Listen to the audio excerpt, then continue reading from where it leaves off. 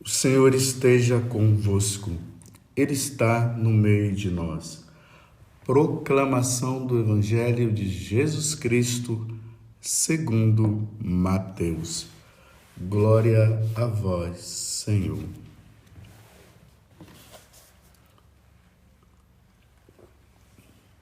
Naquele tempo, disse Jesus aos seus discípulos: em vosso caminho anunciai: o reino dos céus está próximo.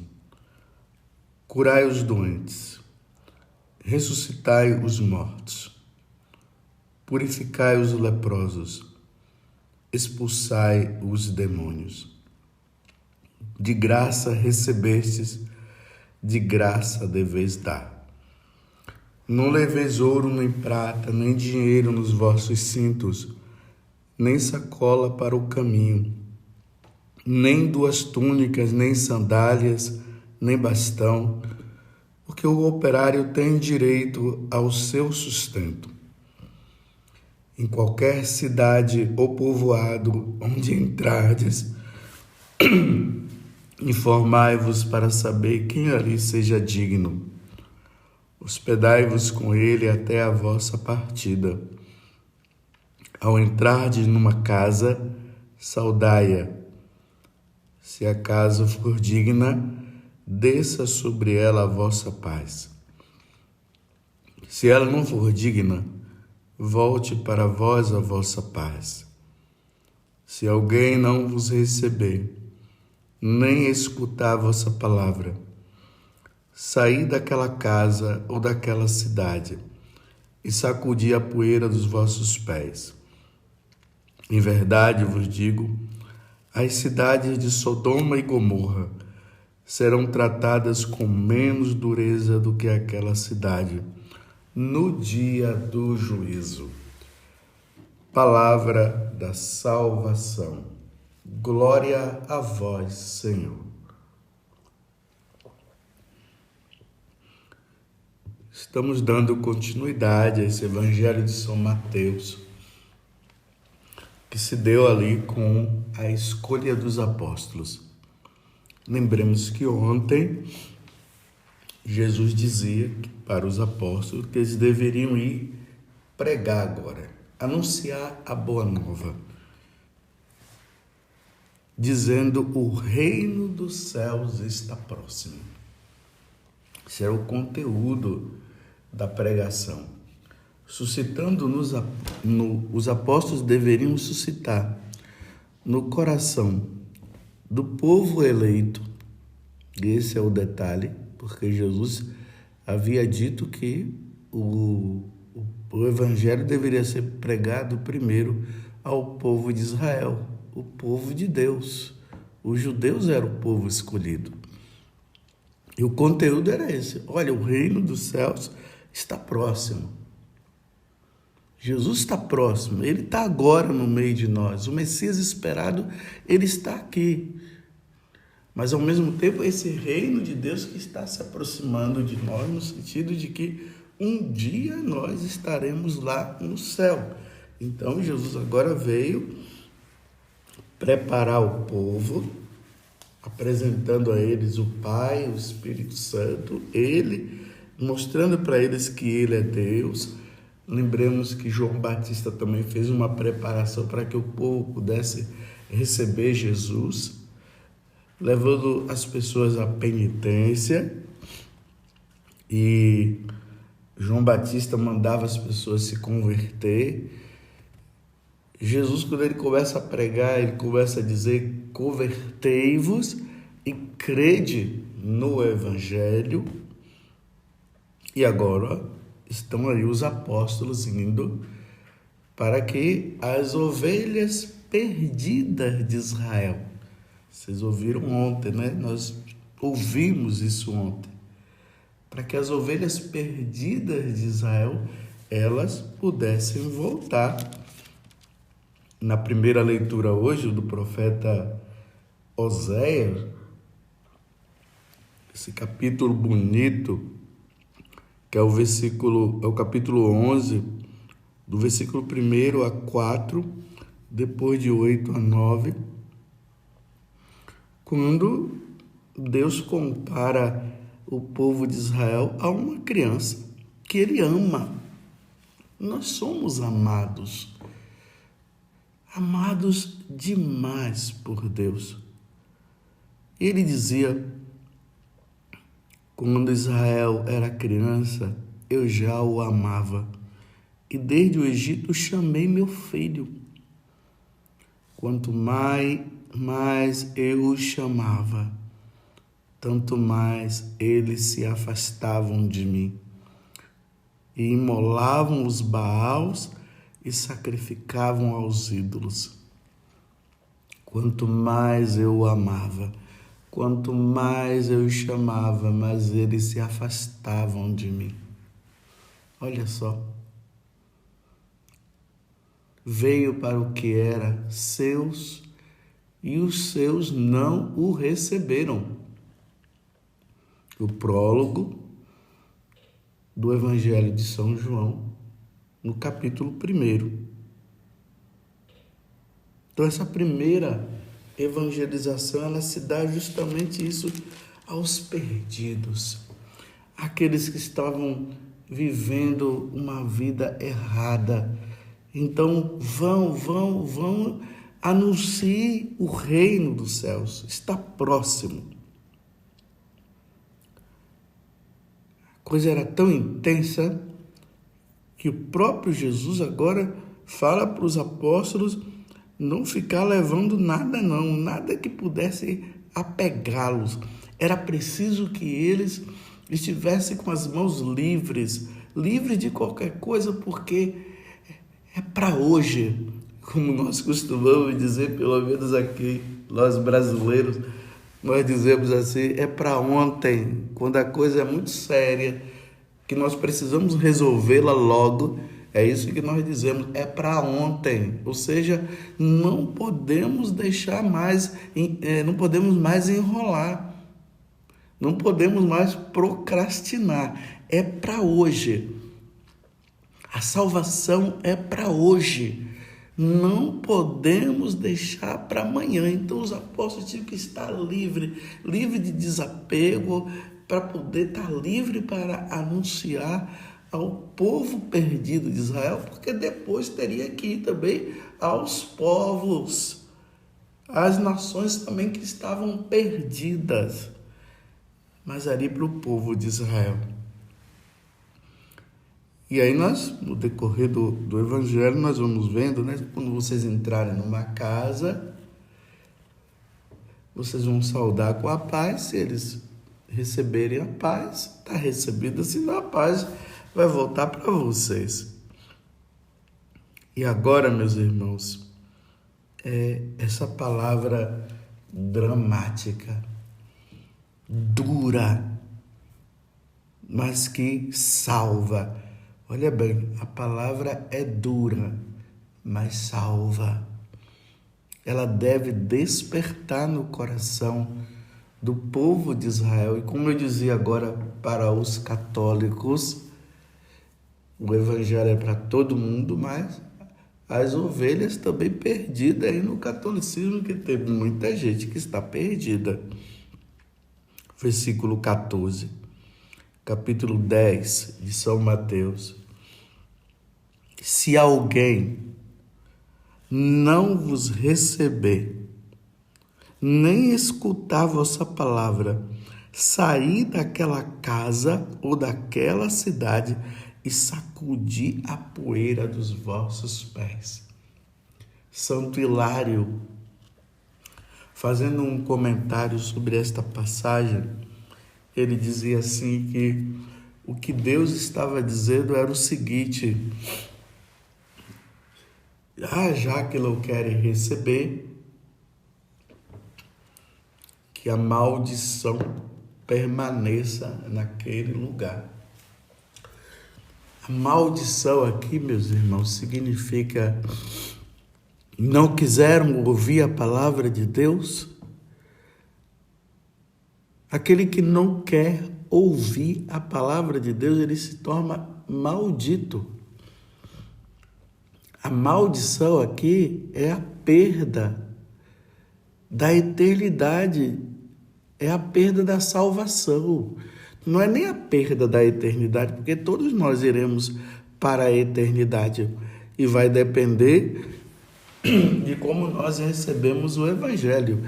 Aí sim, ou nós vamos para a eternidade para viver com Deus, ou iremos para a eternidade para ir para o inferno. Então, aqueles que não querem ouvir o Evangelho, Santo Hilário está dizendo que são malditos. A maldição pesa sobre ele. A maldição da condenação eterna. É isso que Santo Hilário está falando quando ele interpreta essa passagem do Evangelho. Imagina, os católicos, mas vamos ampliar também até os pagãos, tendo oportunidade de ouvir a palavra de Deus e não querem. Meus irmãos, mas olha, nós estamos em 2022. Quantas oportunidades nós estamos tendo? Essa homilia.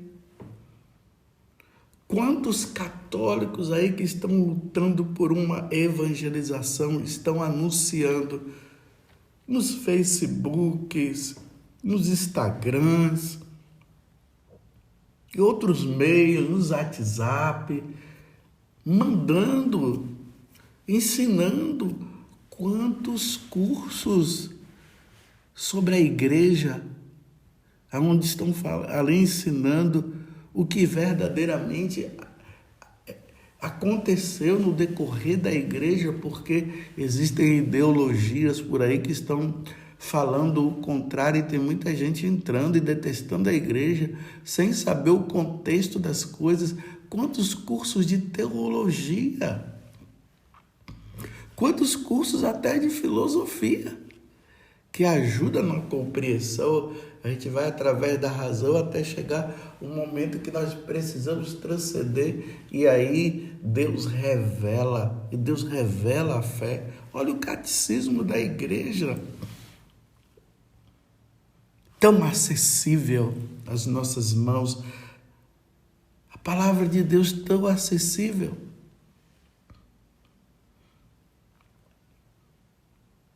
Vocês estão me entendendo? Só não se salva quem não quer. Só quem não quer que não vai se salvar. Então, uma vez que não querem ouvir, Deus dá a liberdade. Olha, vou falar de forma bem simples. Ninguém precisa ir para a igreja de bico grande não, viu? Não precisa não. Às vezes as pessoas perdem a oportunidade de se salvar porque elas não querem mesmo. Quantas vezes o esposo chama a esposa, vamos à missa. Ele não vai, às vezes para agradar a esposa vai, mas fica lá de bico grande. Não, a igreja católica não quer pessoas de bico grande, não quer pessoas de má vontade não, cada um é livre, vai quem quer, de livre, espontânea vontade e com muita alegria no coração. De má vontade não, porque Deus dá a liberdade para a pessoa escolher. Então, quando a pessoa não quer, ela está optando pela condenação dela. Quando a pessoa quer, ela está optando pela salvação dela. Tem que haver espontaneidade. Se não houver espontaneidade, Deus não vai querer. Então, ir de bico grande não adianta não. Então, fica em casa, desfaz o seu bico, fica em casa ou sabe lá aonde, quer permanecer no pecado, permaneça, cada um é livre. E aqui eu vou falar uma coisa, viu? Às vezes tem pregadores por aí que fica colocando um fardo nas costas das esposas, dizendo, olha, se seu marido não se salvar, a culpa é sua. Não, não é dela. Ela está chamando ele que não quer. Como é que a culpa pode ser dela? Ah, se seu filho não se salvar, a culpa é sua. Como? Se a pessoa está chamando, está rezando, está pedindo, e é ele que não quer?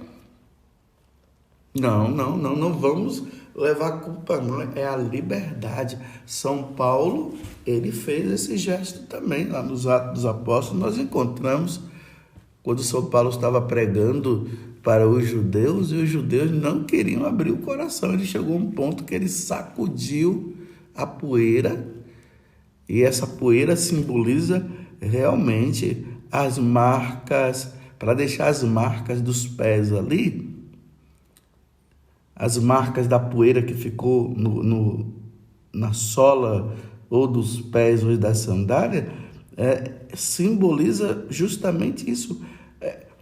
Não vou levar nada, daqui eu não quero levar nada dessa cidade, já que vocês não aceitam a boa nova, não querem saber de Deus, até a poeira eu vou deixar aqui, vou limpar tudo e vou embora. E esse ir embora é em busca daqueles que querem. Os que não querem não vai adiantar. A conversão se dá de dentro para fora. A pessoa, ela lá no íntimo, ela abre o coração. E aí Jesus, ele faz uma comparação, meu Deus do céu. É duro também, é dura essa comparação.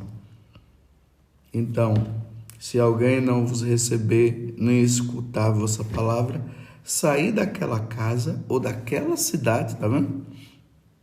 E sacudi a poeira dos vossos pés. Em verdade, eu vos digo, as cidades de Sodoma e Gomorra serão tratadas com menos dureza do que aquela cidade no dia do juízo. Olha só. Se a cidade de Sodoma e Gomorra já foi tratada daquele jeito, veja lá no capítulo, no livro do Gênesis, no capítulo ali 18, 19, aí nós vamos ver o pecado de sodomia que estava acontecendo lá. Homens com homens, vivendo uma vida devassa, e ainda quiseram ter um relacionamento sexual com os anjos que vieram para ver a situação deprimente que estava a cidade de Sodoma e Gomorra. E Deus, vendo aquilo, aqueles homens querem ter relação sexual. Os homens da cidade querem ter relação sexual com aqueles dois anjos.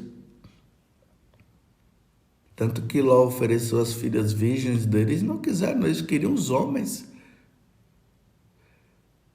E Deus mandou Ló sair da cidade, sai daqui que vai descer enxofre. E desceu enxofre.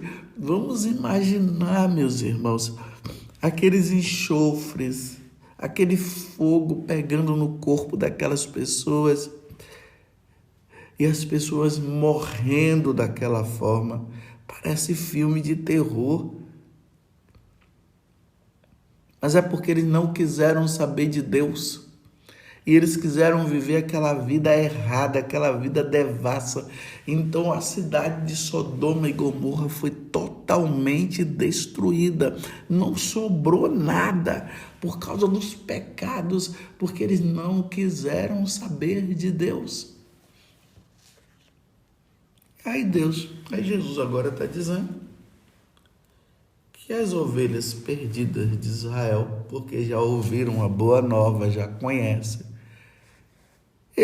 a cidade de Sodoma e Gomorra será tratada com menos rigor no dia do juízo do que esses que já ouviram a palavra de Deus.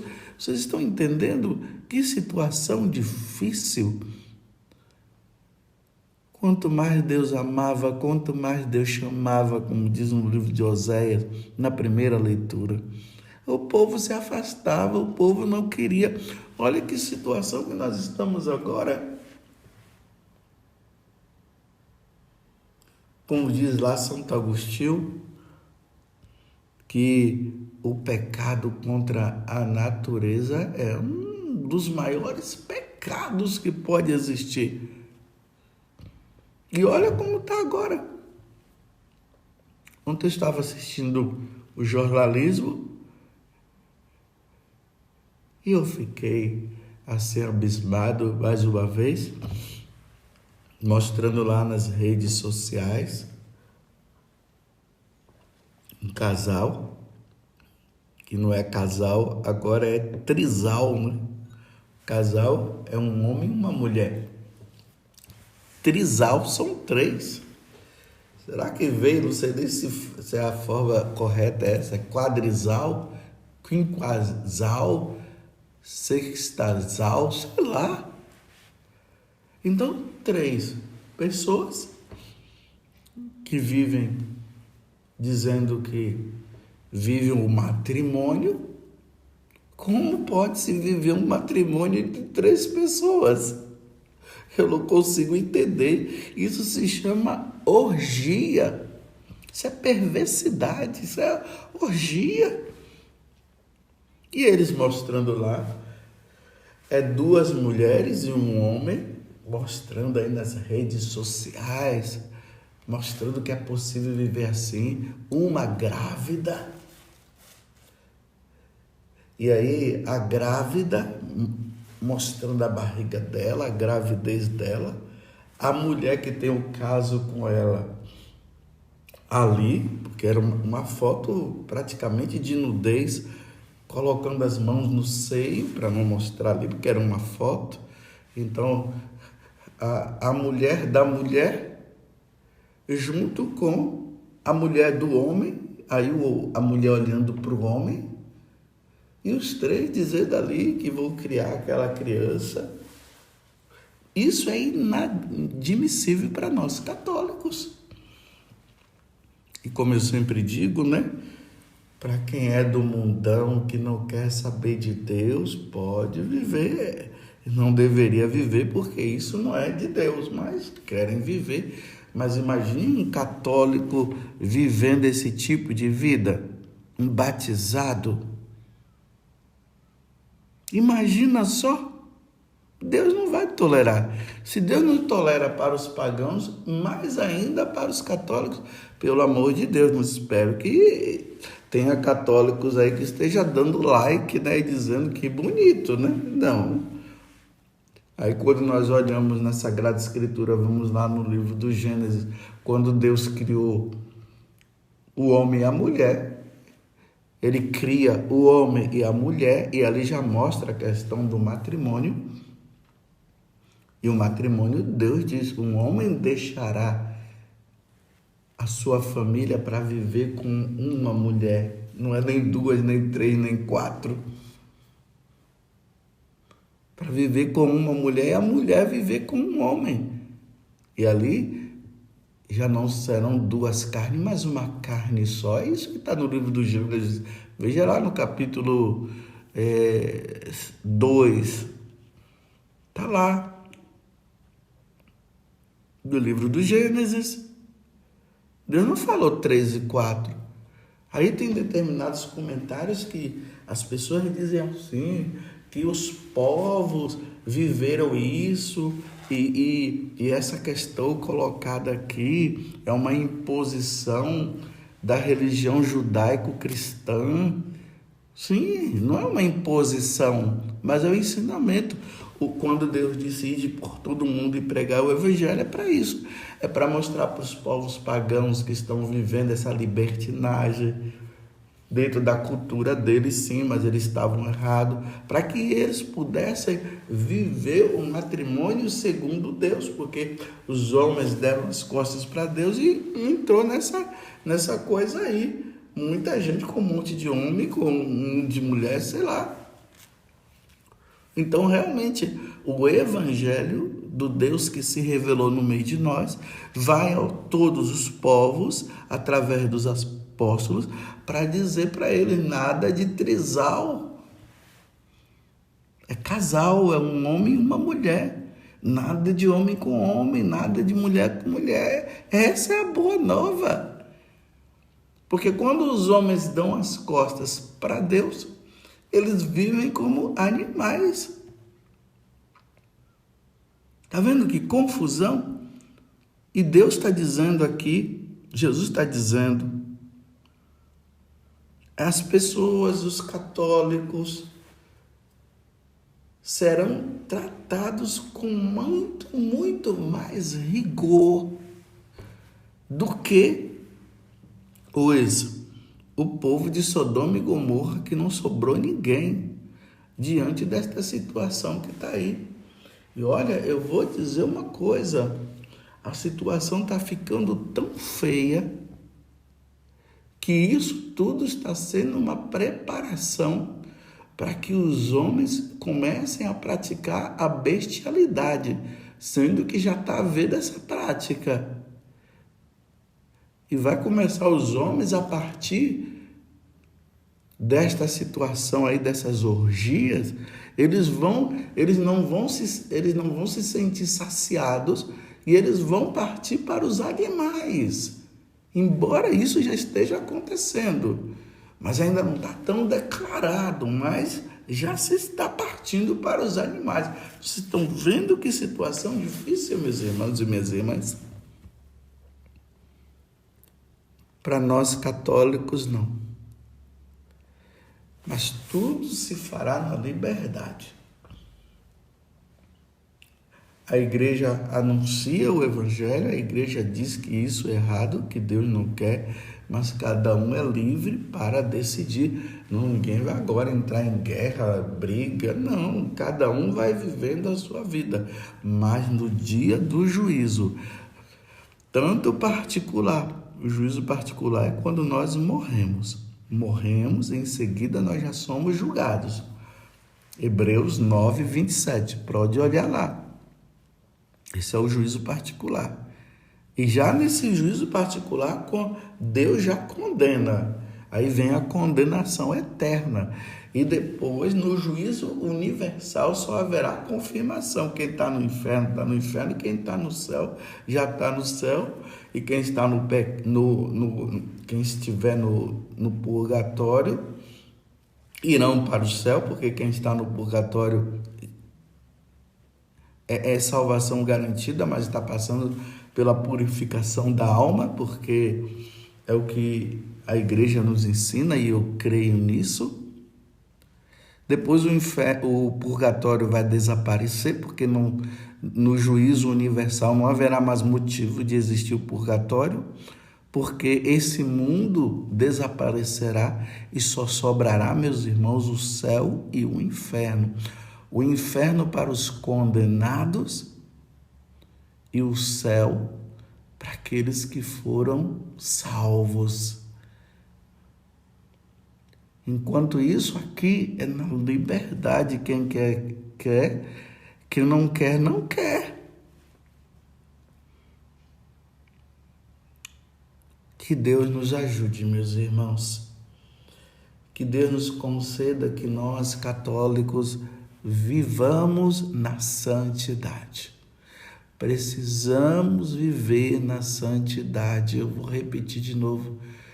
Católicos, vivam na santidade. Não entre nas ideias do mundo.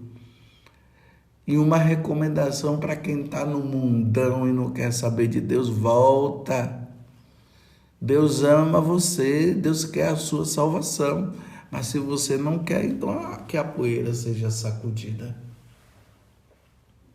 E depois não diga que Deus não avisou através dos seus sacerdotes e bispos. Agora, é lamentável quando nós vemos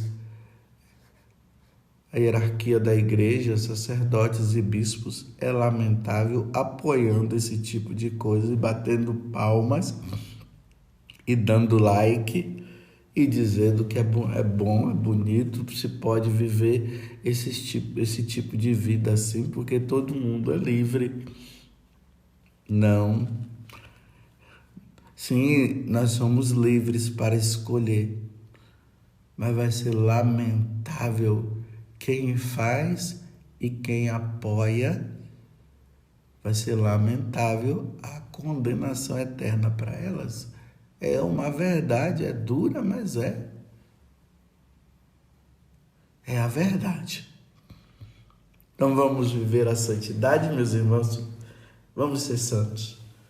Vamos viver a pureza de coração, a pureza na mente. É aquilo que no Sermão da Montanha fala, os puros verão a Deus, tá vendo? Os puros verão a Deus. Os da libertinagem, o do sexo livre, o do trisal e um monte de coisa, ideologia de gênero e todas essas coisas, o aborto, não herdarão o reino dos céus. Isso está bem claro na Sagrada Escritura e vai ser lamentável por terem tido a oportunidade de ouvir e não quererem e continuarem nesta vida errada. Lamentável, meus irmãos, lamentável.